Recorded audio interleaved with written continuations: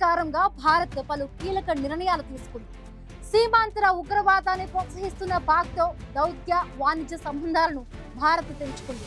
అలాగే పాక్తో సింధు నది జలాల ఒప్పందాన్ని నిలిపివేసింది. నీరు రక్తం కలిసి ప్రవహించవని ఇప్పటికే తేల్చి చెప్పిన భారత్ పాక్ ఉగ్రవాదాన్ని వీడే వరకు సింధు జలాల ఒప్పందం అమలును నిలిపివేస్తామని మరొకసారి తన నిర్ణయాన్ని పునరుద్ఘాటించింది.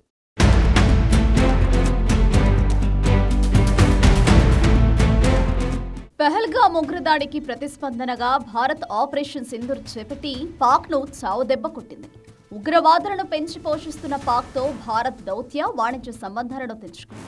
సీమాంతర ఉగ్రవాదానికి ముగింపు పలికే వరకు పాక్తో సింధు నదీ జలాల ఒప్పందం అమలును నిలిపివేస్తున్నట్లు భారత్ ప్రకటించింది. భారత్ తీసుకున్న నిర్ణయంతో పాక్కు నీటి కష్టాలు క్రమంగా పెరుగుతున్నాయి. సింధు జలాల ఒప్పందం అమలును నిలిపివేయడం ద్వారా పాక్లోని వ్యవసాయంపై తీవ్ర ప్రభావం చూపుతోంది. అయితే భారత్ నిర్ణయంపై పాక్ ఆర్మీ చీఫ్ ఆసిమ్ మునీర్ పిచ్చి కూతలు కోయడంతో దానికి తగిన కౌంటర్ ఇచ్చింది. సింధు జలాల ఒప్పందం నిలిపివేతను భారత్ ఎప్పటి వరకు కొనసాగిస్తుందనే విషయంపై తాజాగా రాజ్యసభలో విదేశాంగ మంత్రి ఎస్ జయశంకర్ వివరణ ఇచ్చారు. పాక్ ఉగ్రవాదాన్ని పెంచి పోషించడం ఆపే వరకు సింధు జలాల ఒప్పందాన్ని నిలిపివేస్తామని జయశంకర్ ప్రకటించారు. నీరు రక్తం కలిసి ప్రవహించవని జయశంకర్ మరోసారి తేల్చి చెప్పారు. ఈ ఒప్పందం కుదుర్చుకున్న సమయంలో అధికారంలో ఉన్నవారు మన దేశ రైతుల కంటే పాకిస్తాన్ ప్రయోజనాలకే ప్రాధాన్యం ఇచ్చారని జయశంకర్ దుయ్యబట్టారు. గత కాంగ్రెస్ పాలనలో తీసుకున్న నిర్ణయాలను కేంద్ర మంత్రి జయశంకర్ తప్పుబట్టారు. మాజీ ప్రధాని నెహ్రూ నేతృత్వంలోని ప్రభుత్వ తప్పిదాలను సరిదిద్దలేమని, కానీ వాటిని మార్చవచ్చని మోదీ ప్రభుత్వం చూపించిందని జయశంకర్ తెలిపారు. ఆర్టికల్ 370ని రద్దు చేయడమే దానికి ఉదాహరణ అని జయశంకర్ పేర్కొన్నారు. ఇప్పుడు సింధు జలాల ఒప్పందాన్ని సరిదిద్దుతున్నామని జయశంకర్ వెల్లడించారు. అలాగే పహల్గామ్ ఉగ్రదాడికి కారణమైన ది రెసిస్టెన్స్ ఫ్రంట్ ను ఐక్యరాజ్య సమితి తొలిసారి తన నివేదికలో ప్రస్తావించిందని జయశంకర్ తెలిపారు. ఆపరేషన్ సింధూర్ ఆపాలని ఏ దేశానికి చెందిన నేత కూడా అడగలేదని తెలిపిన జయశంకర్ పాక్ కాళ్ల బేరానికి రావడం వల్లే కాల్పులను విరమించినట్లు పేర్కొన్నారు. Nothing can be done. Pandit Nehru's mistakes cannot be corrected. The Narendra Modi government shows it can be corrected. Like Article 370 was corrected. The Indus Waters Treaty is being corrected. It will be held in abeyance until Pakistan irrevocably gives up its support of terrorism. Third, we had warned. We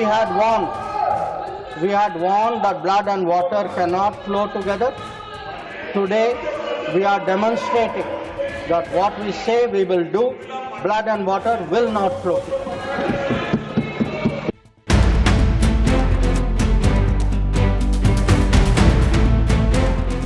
1960లో Sindhu దాని ఉపనదుల జలాలను పంచుకోవడానికి భారత్ పాక్ల మధ్య ప్రపంచ bank మధ్యవర్తిత్వంతో ఒప్పందం కుదిరింది. 1960 సెప్టెంబర్లో నాటి భారత ప్రధానమంత్రి జవహర్లాల్ నెహ్రూ, పాకిస్తాన్ అధ్యక్షుడు అయూబ్ ఖాన్ సంతకాలు చేశారు.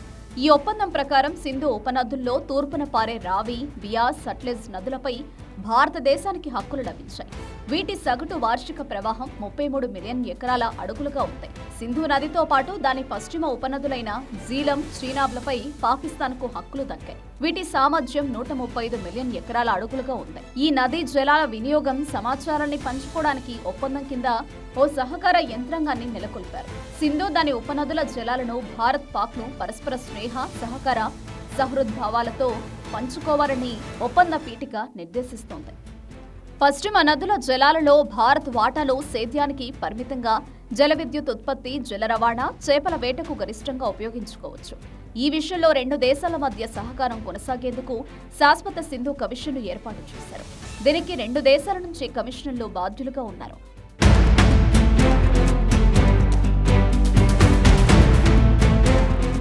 ఒప్పందం అమలు గురించి ఏటా సమావేశాలు జరుపుతాయి. సింధు నదీ జలాల పంపిణీ ఒప్పందం నియమ నిబంధనలపై పునఃసమీక్ష జరపాల్సి ఉందని భారత్ కొంతకాలంగా డిమాండ్ చేస్తోంది.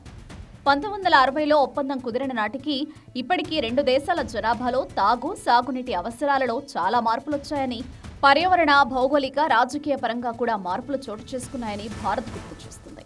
వాటిని పరిగణలోకి తీసుకుని ఒప్పందాన్ని సమీక్షించాల్సి ఉందని భారత్ స్పష్టం చేసింది. అయితే దీనిపై పాక్ మాత్రం వ్యతిరేకత వ్యక్తం చేస్తూ వస్తోంది. ఇలాంటి పరిణామాల వేళ పహల్గామ్ దాడికి ప్రతీకారంగా సింధు జలాల ఒప్పందం అమలును భారత్ నిలిపివేస్తూ కఠిన నిర్ణయం తీసుకుంది. ఇది దాయాదికి కంటి మీద కునుకు లేకుండా చేస్తోంది. సింధు నదీ జలాల ఒప్పందం నిలిపివేతతో పాకిస్తాన్లోని వ్యవసాయంపై తీవ్ర ప్రభావం చూపించడం మొదలైంది. పాక్ వ్యవసాయంలో దాదాపు 80% సింధు జలాలపైనే ఆధారపడి ఉంది. పాక్ జీడీపీలో 25% వరకు సింధు జలాల నుంచి లభిస్తుంటే భారత నిర్ణయం ఆ దేశాన్ని ఏ మేరకు ప్రభావం చేయనుందో అర్థం చేసుకోవచ్చు. పాక్తో ఏ ఒప్పందాన్ని అయినా రద్దు చేసుకునే హక్కు భారత్కు ఉంది. అంతర్జాతీయ ఒప్పందాలకు సంబంధించిన వియన్నా ఒప్పందంపై భారత్ సంతకం చేయలేదు. కాబట్టి పాక్ ఏ కోర్టుకు వెళ్లినా, అంతర్జాతీయ సంస్థకు వెళ్లిన వారు ఎటువంటి తీర్పు ఇచ్చినా అది భారత్కు వర్తించదు.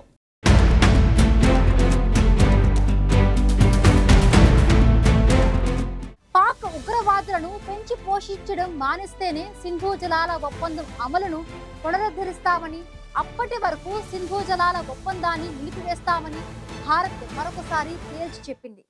భారత్ నిర్ణయంతో ఇప్పటికే నీటి కష్టాలను ఎదుర్కొంటున్న పాక్ ఉగ్రవాదాన్ని పెంచి పోషించడం ఆపేస్తుందా లేదా అన్నది చూడాలి.